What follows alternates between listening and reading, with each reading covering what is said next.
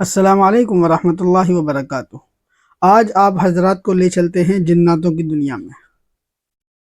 پہلے کی کتابیں پڑھو، صحابہ کے واقعات پڑھو، حدیثیں پڑھو، تو یہ بات معلوم ہوتی ہے کہ جنات کو اتارنے کے لیے، بھگانے کے لیے یا دکان اور مکان سے نکالنے کے لیے سورۃ الفاتحہ، آیت الکرسی، معوذتین یعنی کہ قل اعوذ برب الفلق، قل اعوذ برب الناس، سورہ جن، یہ چیزیں ملتی ہیں۔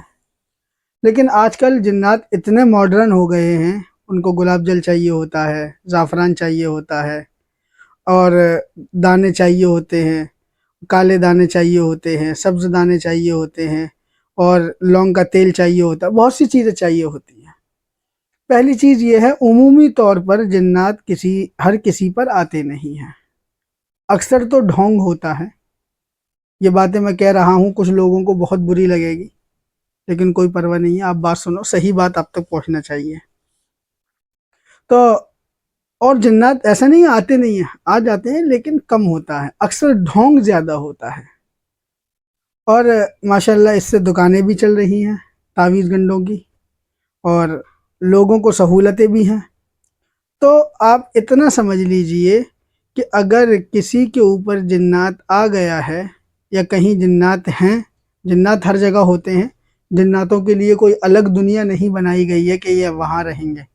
گھر کے باتھ روم وغیرہ میں، واش روم وغیرہ میں، اور گھروں کے اندر مستقل جیسے انسان رہتے ہیں، اس طرح جنات بھی رہتے ہیں۔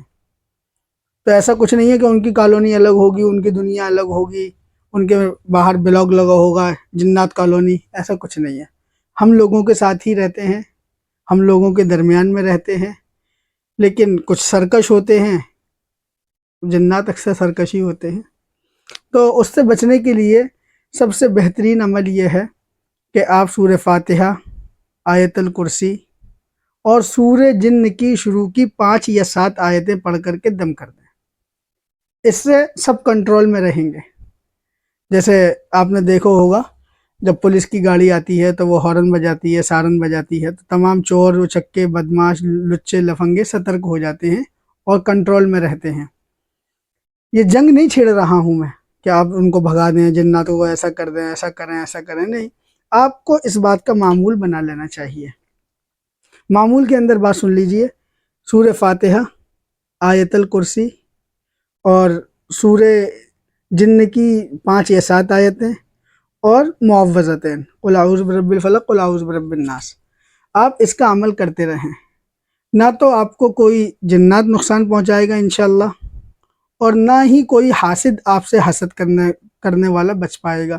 یعنی کہ آج کل ایک مارکیٹ کے اندر ایک کوالٹی اور چل رہی ہے، عورتوں کے اندر جادو جٹا کرانا، تعویذ گنڈا کرانا۔ ماشاءاللہ ہمارے معاشرے کی عورتیں بہت آگے نکل چکی ہیں اس کے اندر، ذرا کسی نے ترقی کری نہیں، اور بس شروعات ہوئی نہیں کہ نیبو، کیا ہلدی کی گانٹھ، نیبو اور وہ پوٹری، یہ ساری چیزیں ملنا شروع ہو جاتی ہیں۔ گھبراؤ مت، ٹینشن مت لو، اس کا معمول بنا لو۔ اگر آپ کے اوپر ہے بھی، آپ کے یہاں ہے بھی، جادو کرایا ہوا بھی ہے، تو بھی آپ اس کا معمول بنائیں، اور جادو نہیں کرایا ہوا ہے یا جنات کے کوئی اثرات نہیں دیکھتے، تو بھی آپ اس کا معمول بنا لیں۔ روزانہ آپ ایک وقت اس کی دم کر لیا کریں، یا پانی پڑھ کر کے رکھ لیں، اس کو دکان میں، مکان میں تھوڑا چھڑکاؤ لگا دیا، انشاءاللہ ساری آفت اور مصیبت اور بلاؤں سے آپ لوگ محفوظ رہیں گے۔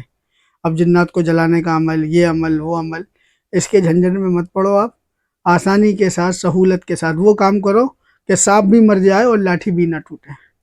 وآخر دعوانا الحمدللہ رب العالمین۔ السلام علیکم ورحمۃ اللہ وبرکاتہ۔